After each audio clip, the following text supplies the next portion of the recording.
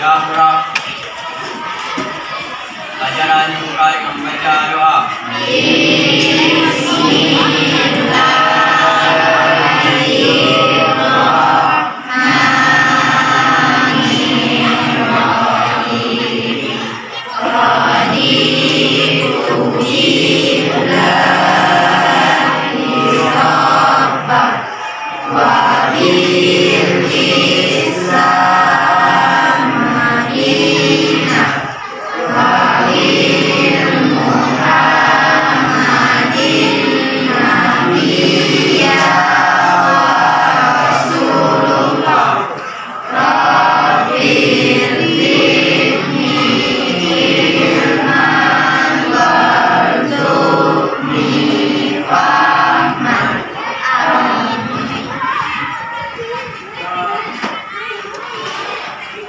Absen dulu nama-nama ibu yang hadir hari ini ya.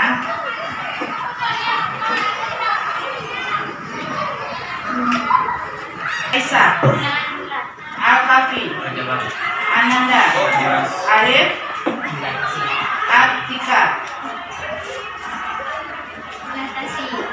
Asyifa, Izin, Delviana, Diva, Adil, Fatia, Galang, Indri, Rentan, Kaisa, Kirana, Raihan, Medina, Wafik, Miko. Anak-anak semua, pada hari ini kita akan melanjutkan materi tentang transformasi, ya. Anak ibu semua, ya. Materi hari ini akan ibu sampaikan tentang transformasi. Tapi terlebih dahulu, ya, untuk mengacu ke materi transformasi, pernah mendengar pelajaran koordinat kartesius pada saat kita kelas berapa dulu? Di bidang kartesius itu kita menentukan titik-titik koordinat, betul? Jadi di materi itu nanti ada hubungannya dengan materi yang akan ibu sampaikan pada hari ini, ya. Supaya lebih fokus lagi anak-anak ibu semua, ibu akan memberikan permainan terlebih dahulu, ya. Tapi untuk lebih semangatnya lagi, ada yayanya. Semua kompak. Mulai matematika. Asik menyenangkan. Matematika. Asik menyenangkan. Oke. Terus ada lagi satu lagi permainan, ya, supaya anak-anak ibu lebih fokus lagi nanti belajarnya, ya. Seperti ini.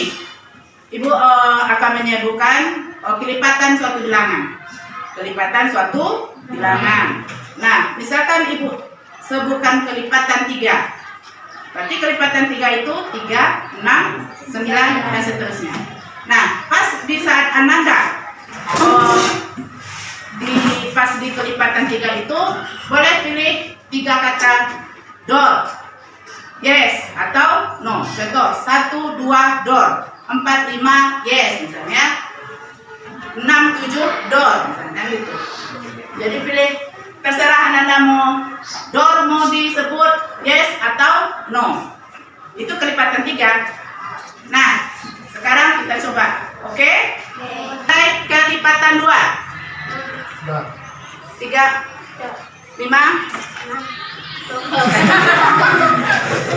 Jadi belum fokus lagi ya. Coba kita ulangi lagi.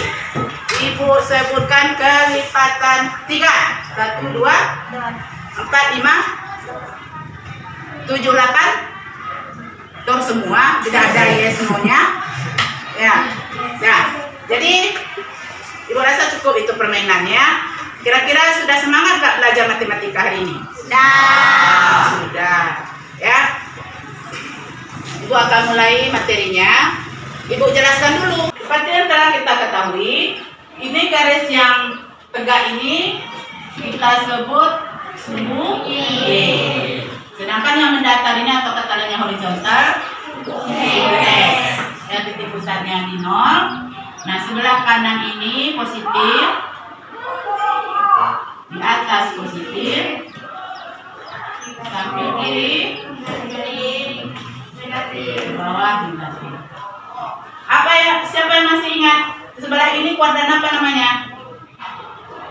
Kuadran apa yang terdapat di kuadran 1 ini? Positif dengan positif. Di sebelah sini kuadran 2. Nah, negatif positif. Sedangkan di sini kuadran 3. Negatif negatif. Ini kuadran 4. Positif negatif. Masih ingat? Ya, ini pelajaran kita kelas 8. Nah, gunanya bidang koordinat kartesius ini adalah untuk menentukan titik koordinat. Misalkan tentukan titik koordinat 2,3, titik koordinat B, titik koordinat C, sedangkan titik koordinat D. Nah, kita akan menentukan titik koordinat A pada bidang ini. Titik koordinat A itu 2,3. Jadi ini kan positif, 2-nya 3 juga positif. Kira-kira di kuadran berapa? Letak titik A. Titik 1. Dari mana kita ambil dulu?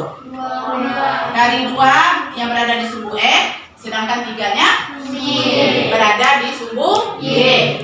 Nah, berarti di sini titiknya 2,3. Paham? Kita ambil, kita buat garis putus-putusnya. Jadi titik nokta hitam ini itulah titik koordinat A, 2,3. Terus kita akan menentukan titik koordinat B, negatif 2,5. Kira-kira di kuadran berapa? Kuadran 2, berarti negatif 2,5. Berarti di sini tepat. Betul? Kita ambil garis putus-putus. Nah, inilah titik koordinat B negatif 2,5. Nah, sekarang ibu akan menunjuk anak ibu untuk menentukan titik koordinat C dan titik koordinat D untuk menentukan ke papan tulis. Nah, coba lihat bu, untuk menentukan titik koordinat. Silakan duduk anak.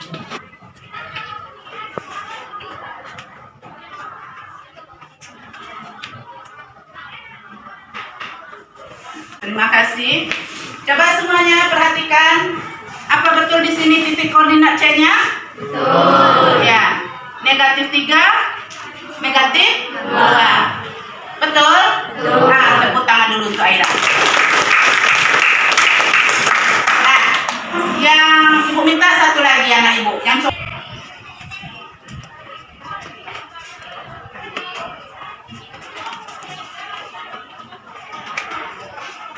ya, terima kasih. Kita kasih persentase apa? Nah, di sini untuk menentukan titik koordinat itu, jika titik A 2,3 berarti kita ambil 3 satuan ke atas, 2 satuan ke kiri, 2 satuan ke kiri. 1, 2, 3. Nah, 2 dan baru 2 ke kiri. 1, 2 satuan ke kiri. Makanya titik koordinat itu 2,3. Atau titik koordinat A ini kita tulis dengan X, Y. Nah-nya sebagai X adalah 2, Y sebagai 3. Berarti angka 2 ini berada di sumbu X. Sedangkan Y-nya sedangkan 3 berada di sumbu Y.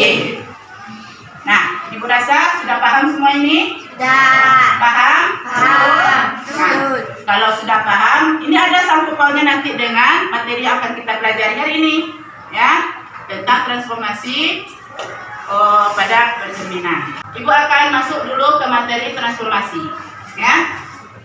Siapa tahu itu transformasi? Pernah dengar? Nah, sebelumnya Ibu akan memberikan dulu kompetensi dasar apa itu materi transformasi, ya. Seperti dasarnya itu adalah menjelaskan transformasi geometri. Apa saja itu transformasi geometri? Jenis-jenisnya: refleksi, translasi, rotasi, dan dilatasi. Yang dihubungkan dengan masalah kontekstual. Nah, yang pertama jenisnya adalah refleksi. Refleksi ini disebut juga dengan pencerminan. Nah, terus yang kedua translasi. Translasi ini pergeseran. Yang ketiga rotasi. Rotasi disebut juga dengan perputaran. Sedangkan keempat dilatasi. Dilatasi perkalian atau memperkecil atau memperbesar.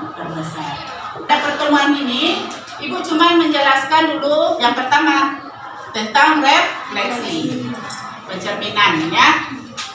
Nah, sebelum masuk ke pencerminan, akan Ibu bacakan dulu tujuan dari pembelajaran ini.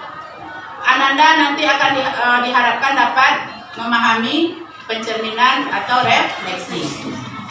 Nah, nanti pencerminannya itu terhadap sumbu X dan terhadap sumbu Y. Kita akan menentukan bayangan dan sebuah pencerminan terhadap sumbu X dan sumbu Y.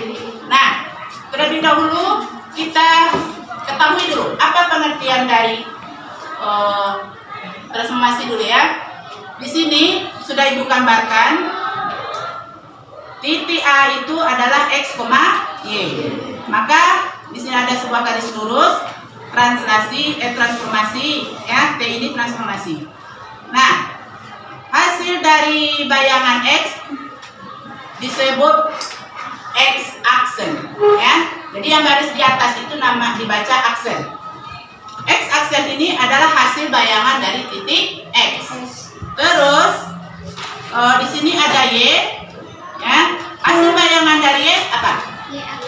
Y aksen. Maka kita ditulis di sini hasil dari titik A X, Y, bayangannya A aksen, X aksen, Y aksen. Nah, di sini titik yang dipetakan adalah X, Y dengan titik hasil pemetaan atau bayangan adalah X aksen, Y aksen. Nah, sekarang kita masuk lagi ke pencerminan. Nah, pencerminan adalah suatu jenis transformasi yang memindahkan setiap titik pada satu bidang menggunakan sifat bayangan cermin dari titik tersebut. Nah, dari titik yang akan dipindah.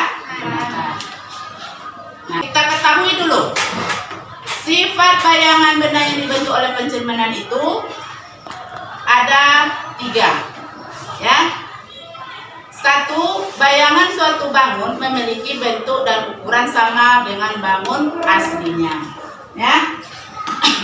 Bayangan suatu bangun memiliki bentuk dan ukuran yang sama dengan bangun aslinya. Coba perhatikan gambar ini.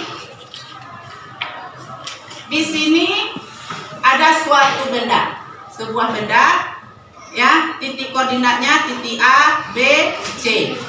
Nah, benda ini akan dicerminkan terhadap garis yang berdiri tegak ini, yang disebut dengan sumbu Y. Nah, hasil bayangan dari dari benda ini, ini adalah gambarnya yang di sebelah kiri. Apakah merubah bentuk dari gambar yang semula? Tidak, kan sama, bentuknya sama. Maka memenuhi sifat yang pertama ini, gambar ini. Bayangan suatu bangun memiliki bentuk dan ukuran yang sama dengan bangun aslinya. Tadi bentuknya sama, terus ukurannya kita lihat. Titik A ini terhadap cermin itu satu satuan, ya. Berarti jarak bayangan ke cermin juga satu satuan. Nah, jadi titik A satu satuan berarti titik bayangan dari A ada satu satuan juga. Ya, ukurannya berarti sama. Terus kita perhatikan lagi yang titik B. Berapa satu satuan ke garis yang tegak ini sebagai cermin? Berapa satu satuan? 1, 2, 3, 4. Nah, terus untuk menghasilkan bayangan dari titik B ini harus jaraknya juga sama dari cermin ke bayangan. Berarti kita ambil juga 4 ke kiri. 4 satuan. 1, 2, 3, 4. Oke, paham sampai di situ? Nah, terus kita lihat lagi yang C. Yang C ini berapa satuan ke cermin? 3. Berarti dari cermin ke bayangan juga 3 satuan.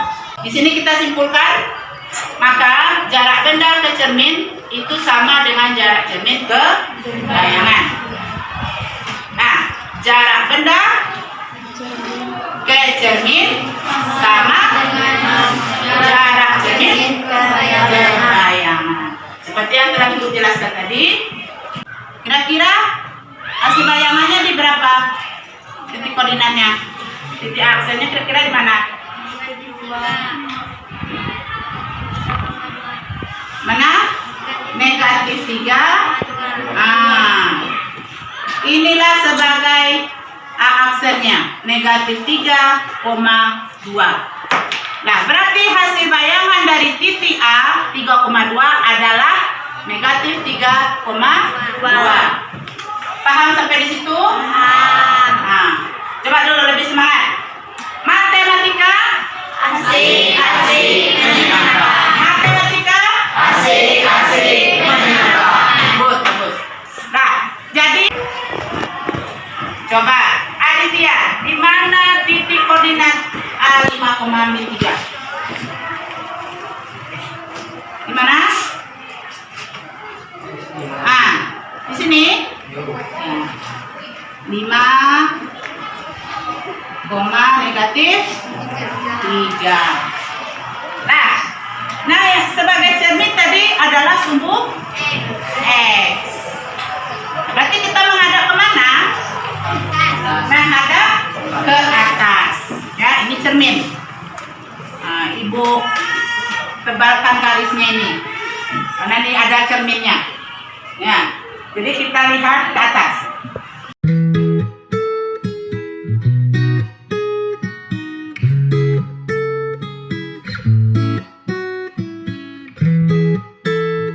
Waalaikumsalam warahmatullahi wabarakatuh.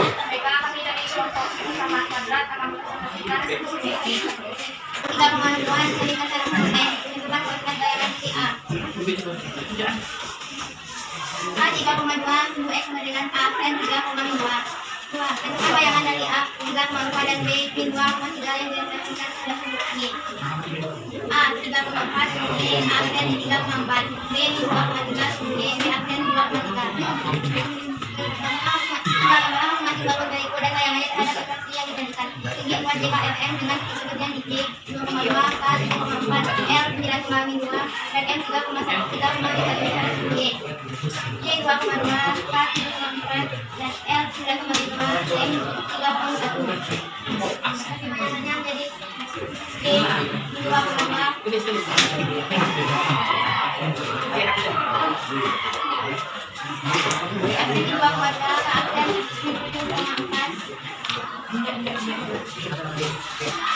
M aksen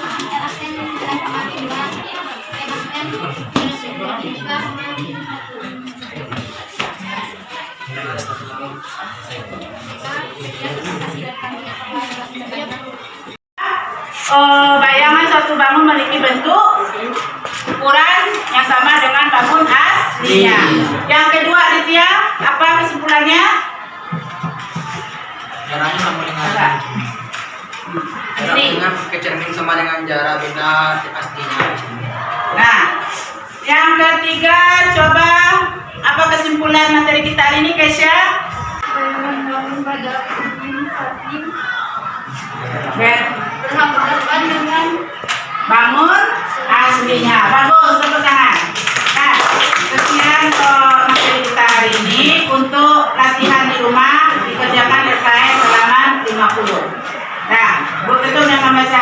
Alhamdulillah.